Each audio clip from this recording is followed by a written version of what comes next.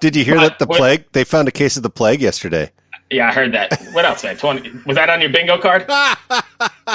It was not on my 2020 bingo card. Well, we skipped the murder hornets, so there had to be something. Right. But anyway, we're going to put all of that nonsense aside, at least for a little bit, and we're going to go ahead and chat with, we got a full day of podcasting, but we're going to go ahead and chat with all-around metal enthusiast and metal security guard, and I know he's got a bunch of other titles. He said that he guarded the stacks. I don't know what that means, but we're going to get him on the line because I know he's got a bunch of stories. Full stacks, man. Oh. Like when you have 4x12 cabinets and fucking... Yeah, but most of them are empty, aren't they? Like with Judas Priest and stuff, aren't they like empty and they're using direct boxes? Oh, dude. Before we get him on the line, I got a story. Right. And then we'll ask him if it's true. So when I lived in Vancouver, the guy that serviced my guitars was Mick Mars guitar tech for the Girls tour. And they had, I don't know if you saw that tour with the drum set and the spinning drum set, but they had rows and rows of Marshalls on stage and they all looked like they were on, but they were all empty and they were just, the lights were powered by 9-volt batteries. That's what I've heard. It's a funny thing. I've heard that a lot, actually. And he had Kiss used to do that. And he had a Fender amp, a little Fender combo amp under the stage, and that's what they used. That's so funny. All right. With all that being said, let's get Bobby Black on and see what he's got to say. Thanks for joining us. Thanks for taking time. That's my partner, Chris. How you doing, man? Hey, how are you, man? Fantastic. What are you up to right now? Just getting woke up. It's still a little early here. Where are you? I'm in Colorado. Oh, cool. Oh, yeah. That is early. What is it? That's like, what, 8:30 there right now? Yeah, it's 8:30. You got nice weather. Weather's probably killer, right? Yeah, I imagine. It's about 95 here in Virginia with a 95% humidity rate. It's not so beautiful. Wow. God, I do not miss the humidity. Oh, I do not miss the humidity. Fuck, in North Virginia yesterday, it was 100 degrees with 75% humidity. Oh, my God. It was so fucking hot. It was like you'd walk outside, and like the thing I like about it is that you don't need an iron, right? Because you just put on your wrinkled clothes and you walk out the door and you're fucking good to go. Yeah, steam. You don't need an iron.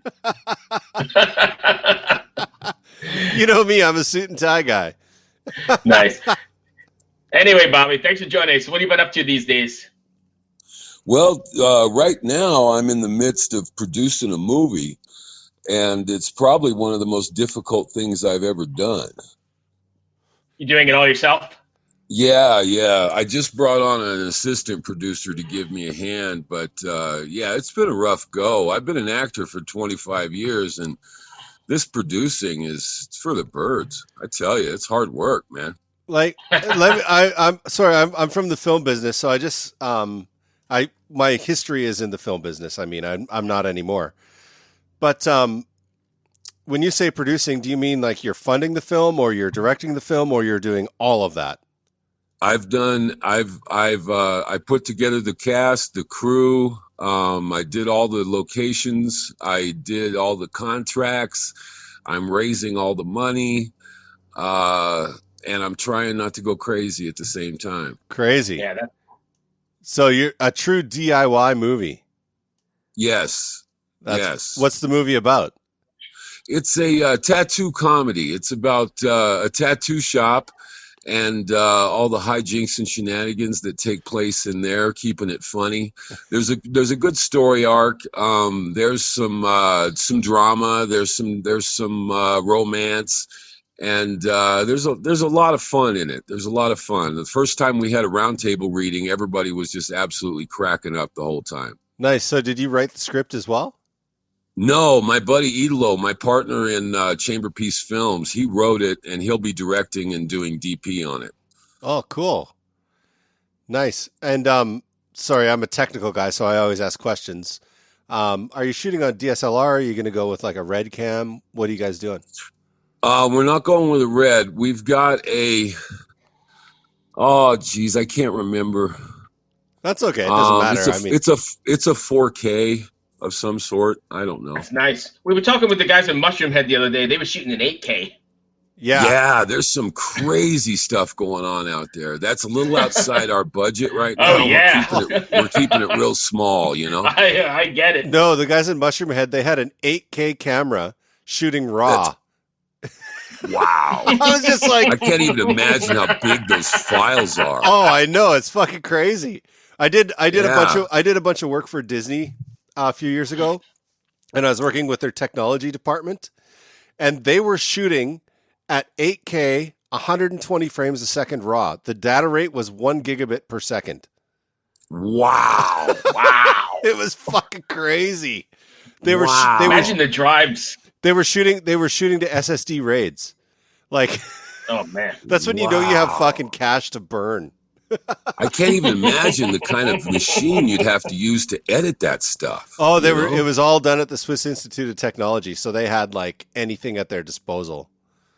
Yeah. Because they were based in Switzerland, and it was fucking crazy. I was just like, holy fuck. And they had developed all this weird technology so that you could change the frame rate of pixels comparatively to other pixels around it. It was really trippy. Yeah, it was super trippy. Wow. That's crazy. Yeah. Yeah, if you get a chance, go check out the mushroom videos. I think Heresy is the one that we were like going, holy shit. Yeah, it's crazy. It's really cool because they're doing all these weird things. What do you say? They were running at 60 or 80 and then dropping to... They'd record at 48 and then drop it to 24. Wow. And they were getting all these really cool effects. It was great. Yeah. I bet, man. I can't imagine how deep that would be. You know, it would look so have so much depth. Yeah, it's pretty intense. So when do you guys start shooting? We start shooting on August 16th, and we finish up on August 29th. Oh, cool. Yeah.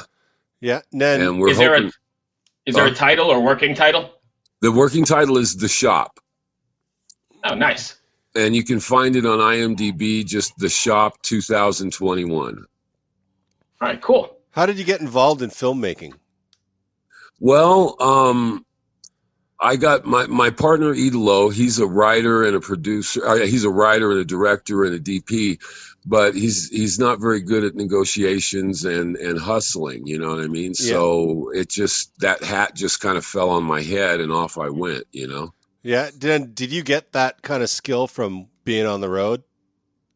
Well, I don't know. I think maybe. I've always kind of had a gift to gab, you know what I mean? I started out my entertainment career as a radio DJ back in the day. And I don't know. I really dig hanging out with people. I dig talking with people. I don't really dig selling. That's the hard part for me. I think that's the worst thing in the world. Yeah, that's the hard part for me. I don't mind hanging out with people. I love telling people about the project, you know, but when it comes down time to tell somebody, hey, I need your money, that's not my strong suit, you know. Raising investment capital is a difficult thing to get used to, I think. Yeah. Hundreds of emails, hundreds of phone calls. It's just, I burn through 2 batteries a day on my phone. Easy. Oh, that's crazy. Well, as long as it pays off, that's all that matters, right? Mm-hmm. What I'm hoping is that some of your listeners will come over and check out the website at theshopfilm.com, take a look at what we're doing and see if they are interested in it.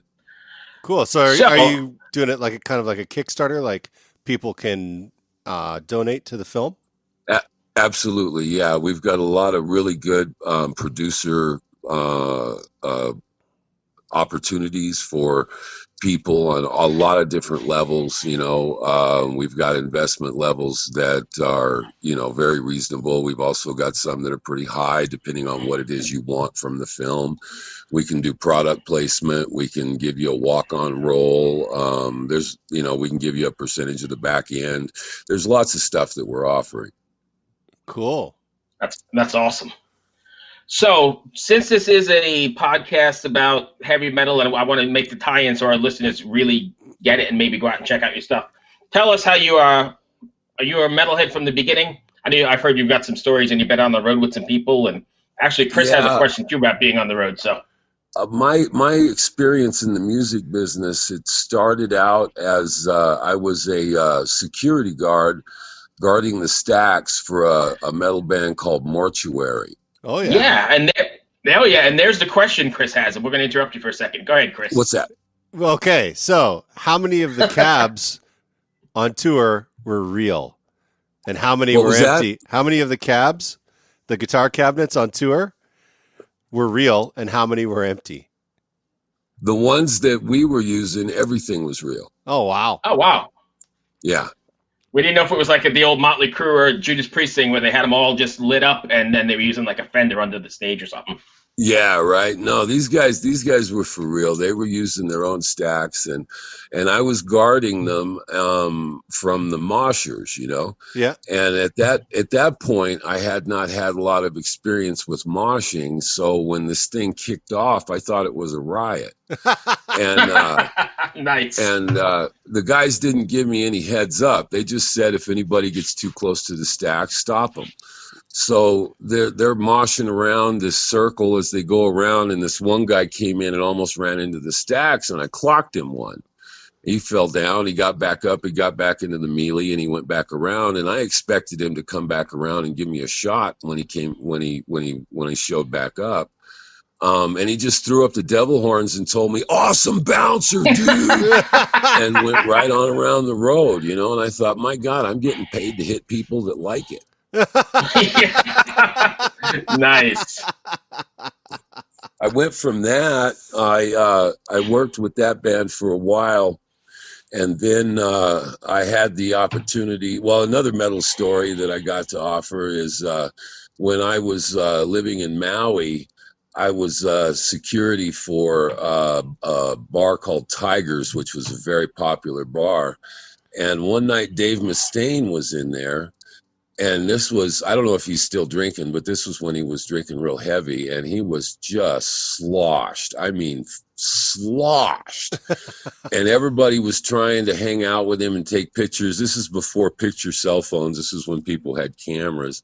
And they were trying to hang out with him and lift his head up and take pictures with him. And it was just, it was ridiculous. So I went over there and I made sure everybody left him alone until I could pour him into a car and get him back to his hotel. Nice. That's when you know you're wasted, right? Like, I need a photo with you. Lift my head up. Yeah, it was pretty bad. Little time went by and I ended up managing a psychobilly band called the Downshifters. They were just insane. And in some ways they were probably crazier than some of the metal bands that I worked with. Really? But they had a tune called Elvis's last hit was The Floor.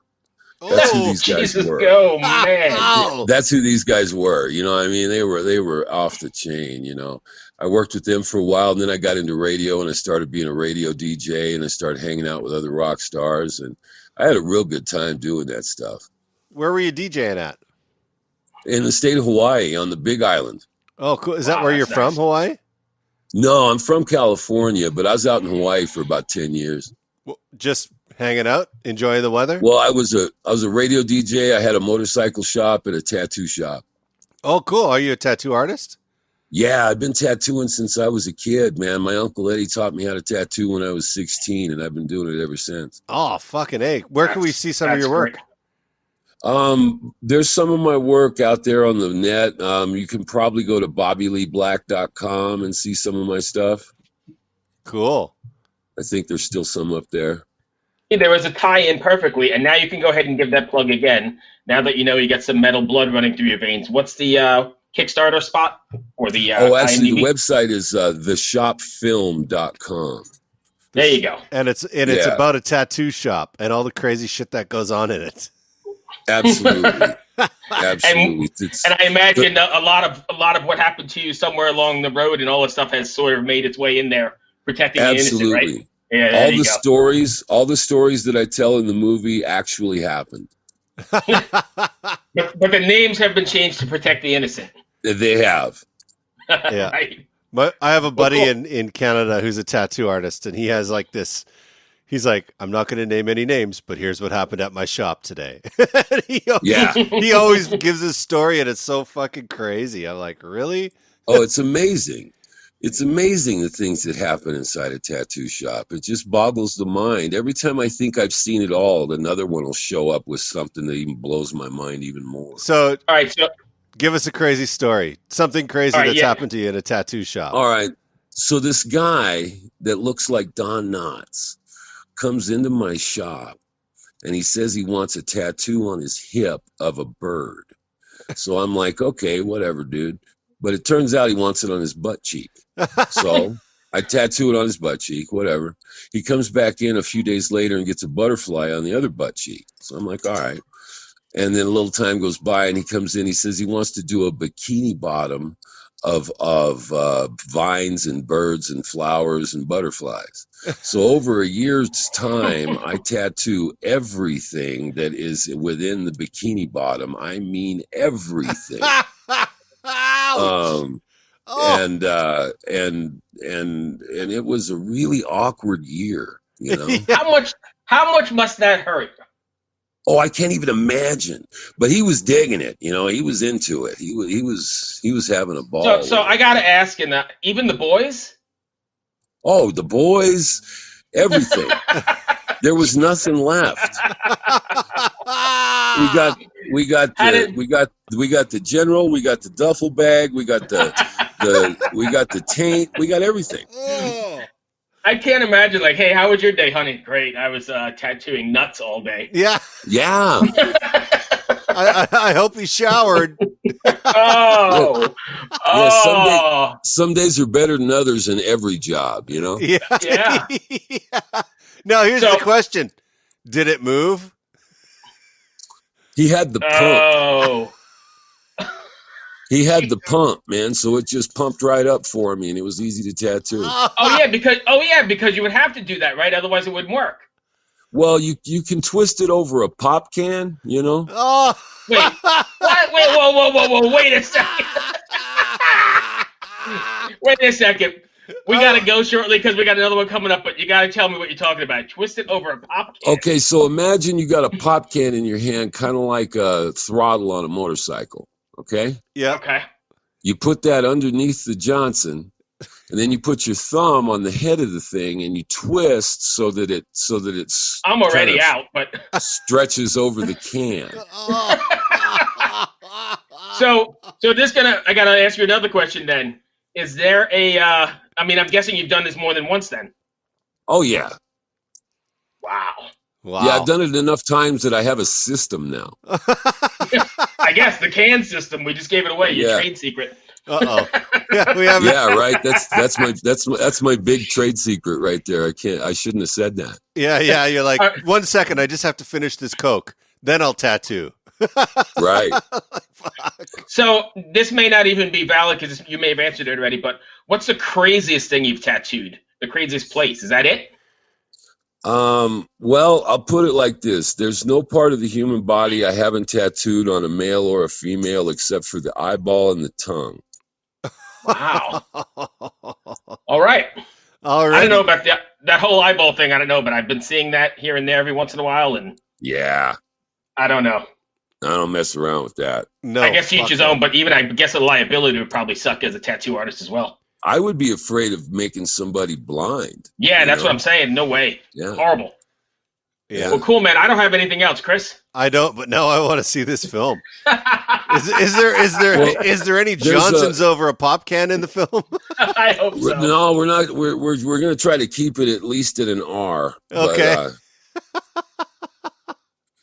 But yeah, if you want to go and check out a clip of the of what we originally did, is we shot an episode of a series that we were thinking about putting together, and that's where the idea came from. And there's a clip on the website at theshopfilm.com, and you can go watch that and get kind of a gist on what we're doing.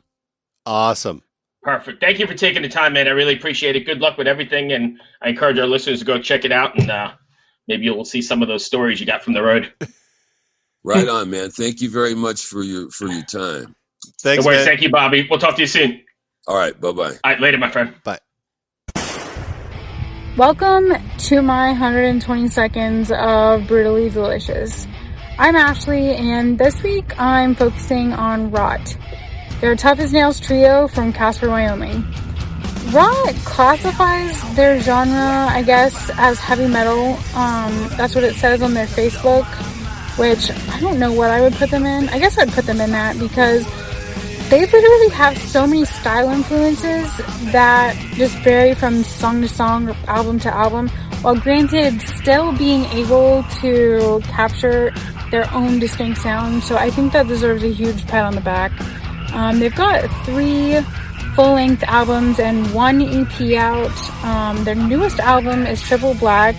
There's a song called Sex, Drugs, and Rock and Roll that I really like, except it's going to make you want to go to your local bar and start a fight, or 5 probably, because I definitely just didn't get done doing that. The entire album is full of dirty riffs and strong mids, and you can just really tell that they're giving an explosive effort to keep true, inspiring heavy metal alive. You're going to want to turn it up wherever you are, and if you've already heard it, you're already going to have it up, so I would suggest investing in some assless chaps and cowboy hat and running around your yard like a Billy Badass, because this pretty apocalyptic sounding album is just going to make you want to freaking kick ass. So you can go find Triple Black anywhere music can be found, like Apple Music, Spotify, or YouTube, and we will catch you next time. Ride 'em, cowboy! Ever wonder what a punch from Elton John feels like? Or how you'd cope with having turned down the chance to be in Nirvana? Or what signal Keith Richards gives when he wants you to get the hell out of his hotel room? Fans of Too Much Effing Perspective don't have to wonder, because they've heard these exact stories and a jillion others on our podcast. I'm Alex Hoffman, former tour manager for Radiohead. And I'm musician and comedy writer Alan Keller. On the TMEP show, we get guests like Nancy Wilson from Heart, Jeremiah Freites from the Lumineers, and Modern Family's Julie Bowen to tell us things they may have only shared with their therapist, clergy, or a TMZ stringer. So join us on Too Much Effing Perspective. That's EFFING Perspective. The only podcast you crank up to 11.